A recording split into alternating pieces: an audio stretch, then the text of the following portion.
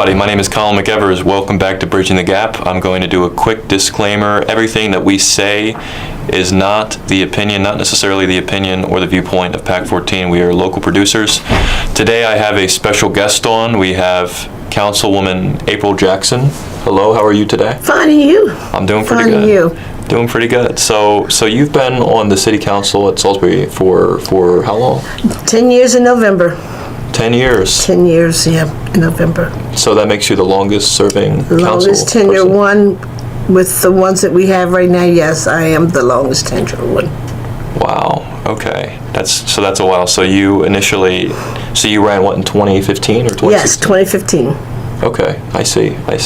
We were actually just talking about this, and I'm curious now because David, who's our co-host, was talking about this. You mentioned that your father is very popular around these parts, or was very, very popular. Yeah, he was. He was a youth advocate.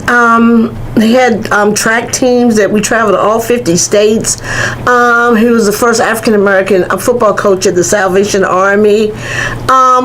He was very instrumental in the community. He had a organization called New Directions for social and political change.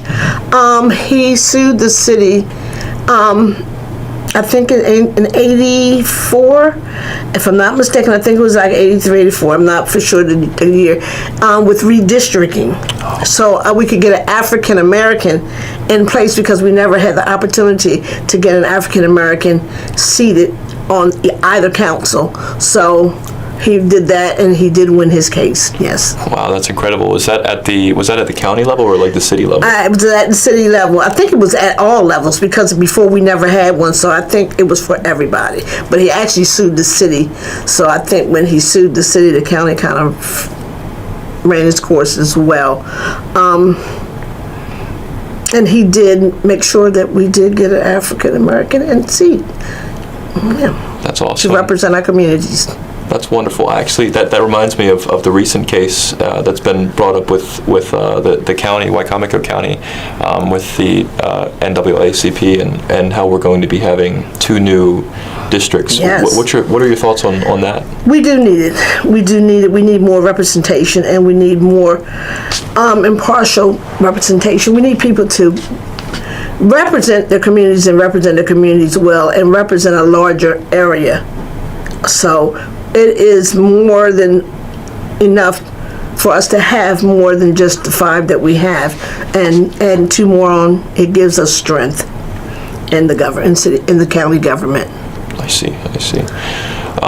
So you've been you used to be the city council president back in the day. How long was that tenure for you? I think it was about maybe 6 months. About 6 months. 6 months. That was during 2023. Yes. I see. Were there any things, any major like policies or bills or anything like that came to your attention that you guys worked on that was particularly important in your opinion? Well, we didn't get to go through a lot of them. We're still struggling with some of them right to this day. We had the LDAs on parking lot 10. I think it was parking lot 1, and we're still transitioning through those because we have a lot of the mayor doesn't agree with, given that the government, the actual state government gave us $4 million. We asked for 6, he gave us 4. And we're still trying to determine whether we're going to. I know I'm for it. Just let it go. I'm just like, we're holding off government money, and then when we do need government money, we're not going to be able to get government money because we haven't even used the money that they've already given us. So I just think that, and I can honestly say the mayor and I, Mayor Taylor and I get along very well. So I just want to make it plain and simple, and let's just move forward and let him have his own legacy. You're unturning things, and it's kind of detrimental to our city. So, and I know a lot of people may not agree with me, but I stand on what I believe in. That's the most important thing, and it's good to hear that you get along well with the mayor, because I know that a lot of people on the city council don't necessarily have great relationships with him. Speaking of which, I know that there's been a lot of kind of drama and controversy between the mayor and the current city council president. What are your thoughts on the current leadership of the city council as it is run by Deshaun Well, Doherty? I just ask that we be more respectful of one another, and mostly more respectful of our mayor. I haven't seen a time that he's been very disrespectful to either one of us, and I just think that you should treat people the way that you would want to be treated. We may not agree, but we're always here to agree to disagree. But it doesn't take being angry, bitter, and throwing stones. That I could say, don't throw rocks and hide your hands. Don't do things to people that you wouldn't want done to you. And like I said, I do get along with him very well. It doesn't matter. I get along with Sharon and the mayor. I try to get along with everybody. It doesn't matter what political party you are. It's the person that lies within. And just because we don't agree on everything doesn't mean that we're supposed to become enemies. Definitely. And that reminds me of this whole Recall Randy effort that's been going around, the anonymous smearing and all that, which I'm not sure who that's run by. Speculation that certain people that don't agree with him politically are running that and attacking someone's character just because you don't agree with them. That's not healthy. It's not healthy for politics. No, it's not. And I don't believe in that anyway, because even when I campaign, some people can come up and try to throw wrenches in your campaign. And I don't believe in that, because what kind of person would I be to make you look bad when I'm trying to do something positive? And I think the only positive way to do it is don't try to belittle someone. Stand on your merit, do what you have to do. And if something is actually wrong with you, people will see it.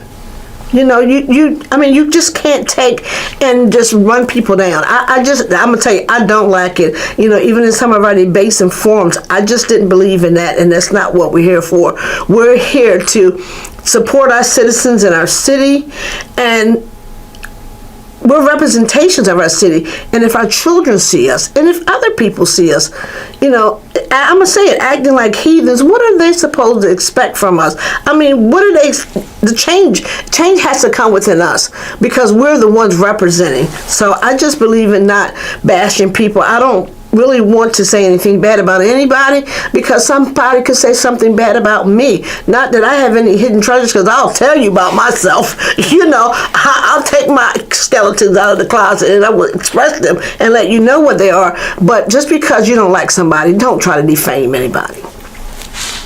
And like you said, when people see that happening, it kind of like breeds a culture of division and hate and going after people based on things that aren't really relevant to policy or anything like that. Speaking of policy and decisions and things like that, I know that there's been this big real estate issue with the city and certain developers wanting to come in and build build on the land and sweetheart deals and things like that. Is there anything that you can any of your thoughts relating to that, or is it like something that you can't talk about? Or well, I'll say this: I believe in having our developers here do the work in our city and in our county. Why would we have somebody else from another state, city, town come in and develop our city when we have people right here? And I hear them say things like, oh, they're spoiled, they get the money, they do this. It doesn't matter. If we have somebody to come from out of the state to do it, what makes you think they're going to do it right? What makes you think that they're going to be forthcoming? I've seen a lot of developments come into play here in the city of Salisbury and Wycomico County, and the developers could care less what happens to those places. I have called one and asked them, have you been to see your development? Oh, no. I said, well, how do you own something that you don't even check on? You don't even go and do a spot checker.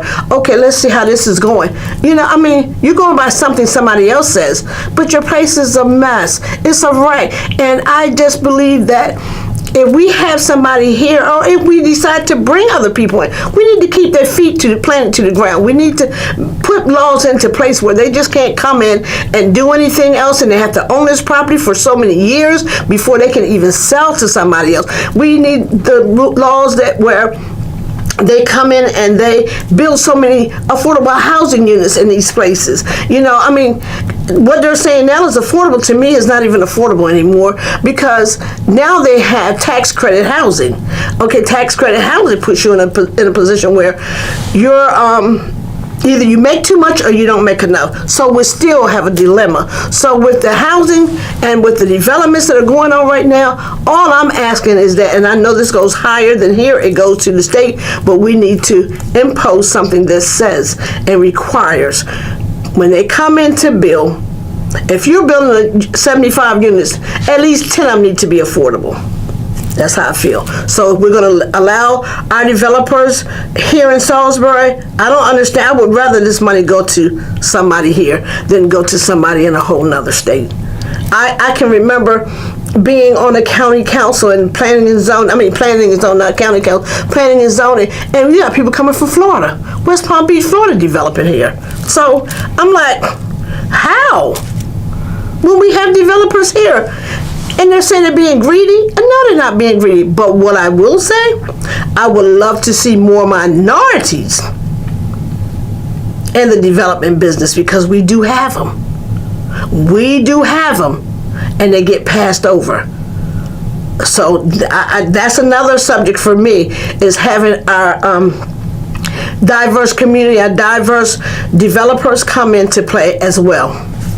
So it's a situation where, like, the city in the past has made these deals with people from developers that aren't even in the state of Maryland. They're from out of the state. Yes. And they're coming in and they're building these properties without really any care for how it affects the community, because they're not from around here. They're not from Maryland. They don't care. Wow. They don't care. I see. This money, it's a money train. They're making money off of it, so they don't care as long as it's making money for them. It's beneficial to them, but it's not beneficial to our city, not beneficial to our communities, because the upkeep is horrible for some of these places.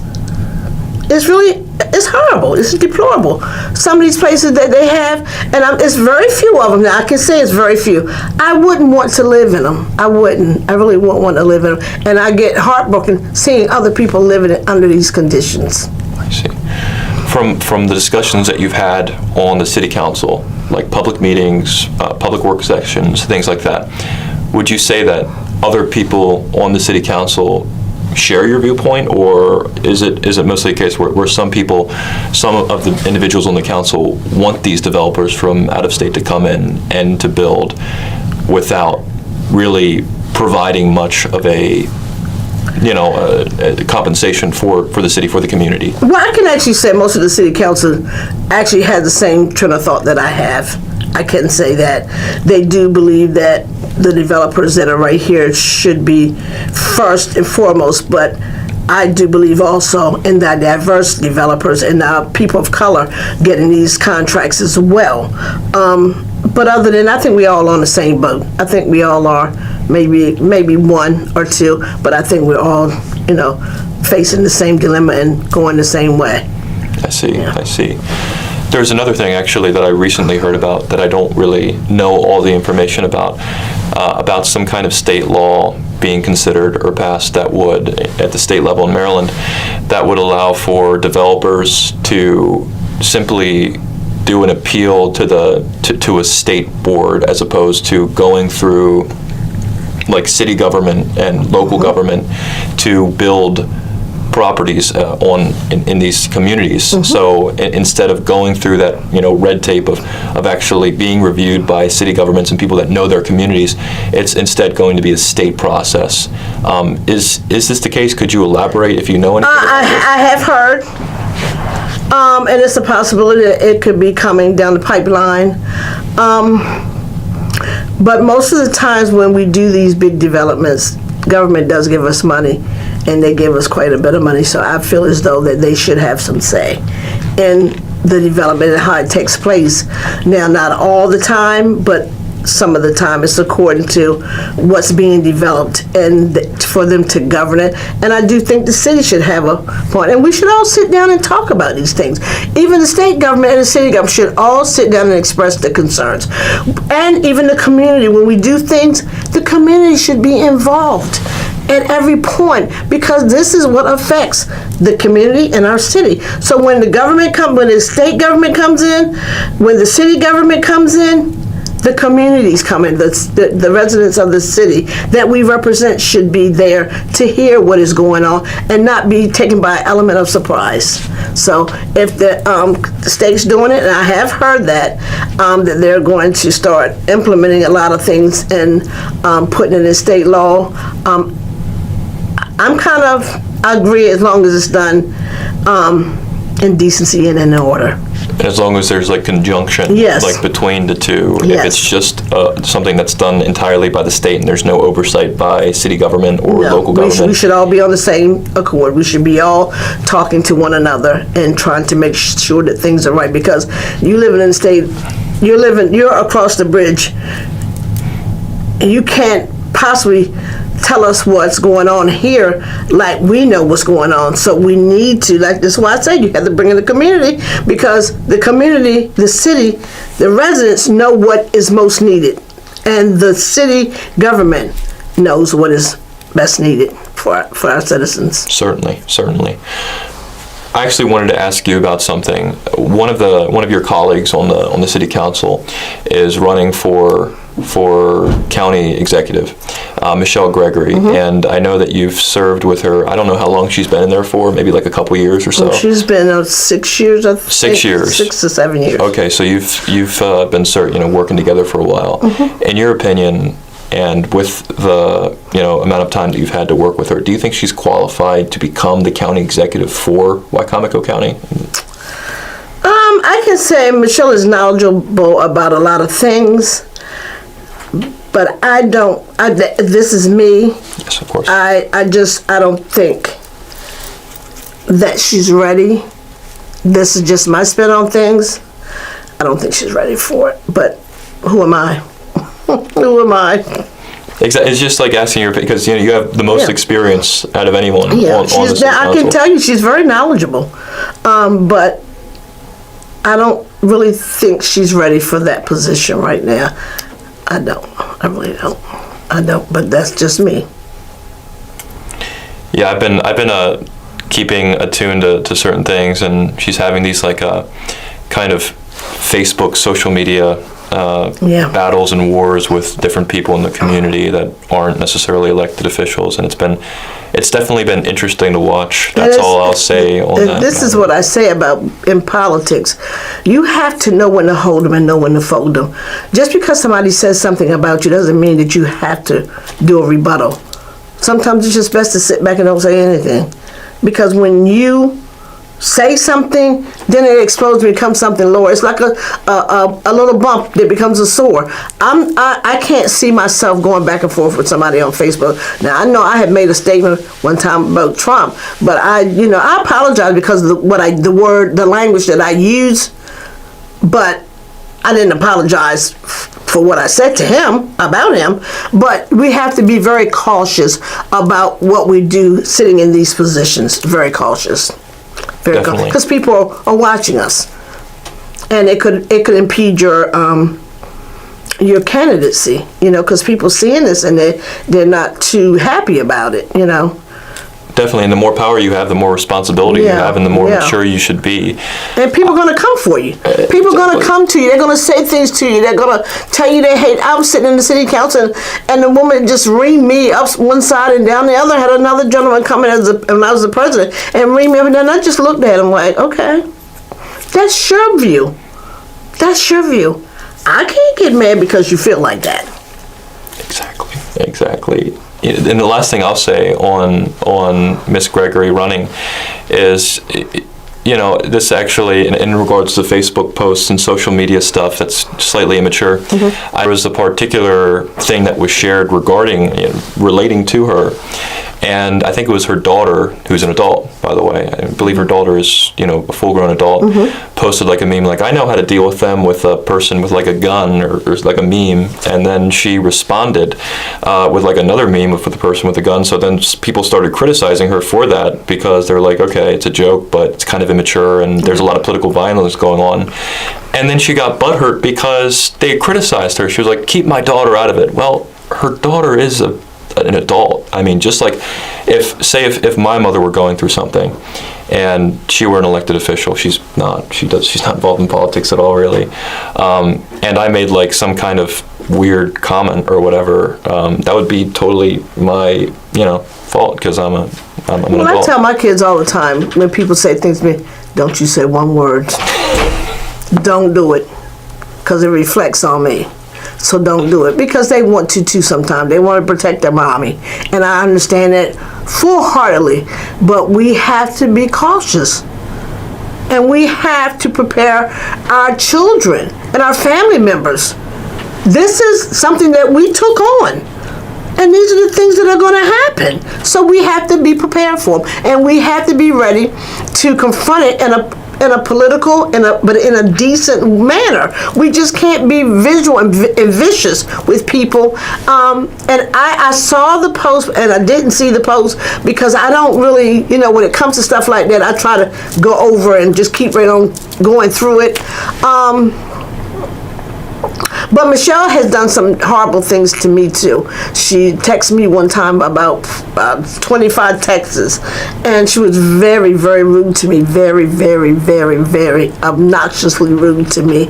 And I told her, don't text me anymore, because if you text me again, I was going to the city government and let them see the texts that she was sending me, and I was going to the police station, and I meant it, because you can say what you want to say to me, but don't keep threatening me like you're threatening me. You're not going to threaten me.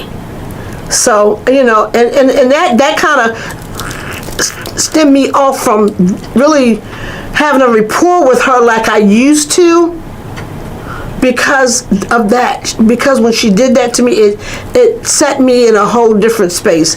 I respect people. I try to respect them as much as I can. But one thing about me, I'm going to be honest. I'm going to be brutally honest. I'm going to tell the truth. Whether it hurts me or not, I'm going to tell the truth. And that hurt me. It really hurt me. Not to the point where I was going to cry, but to the point where I wanted to just lash out on her. But I said, nope, I'm not going to do that. But just don't text me anymore.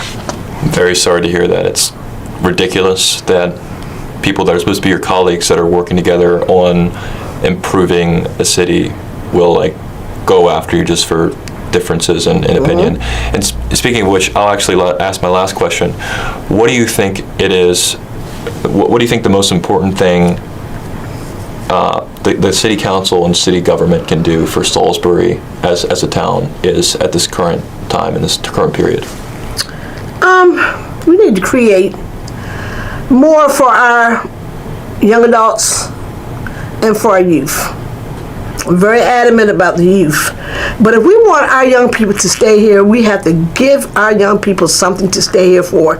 And it's not a thing here that I'm here. I'm a senior, 67 years old. I'm a senior. So I'm just I'm here. But someone of your age, my granddaughter's age, who just graduated, my grandson's age, they don't want to stay here because there's nothing decent for them to do. Nothing. And we need to create more for our families of young people, parents with children. And I can actually say I advocated for the summer program.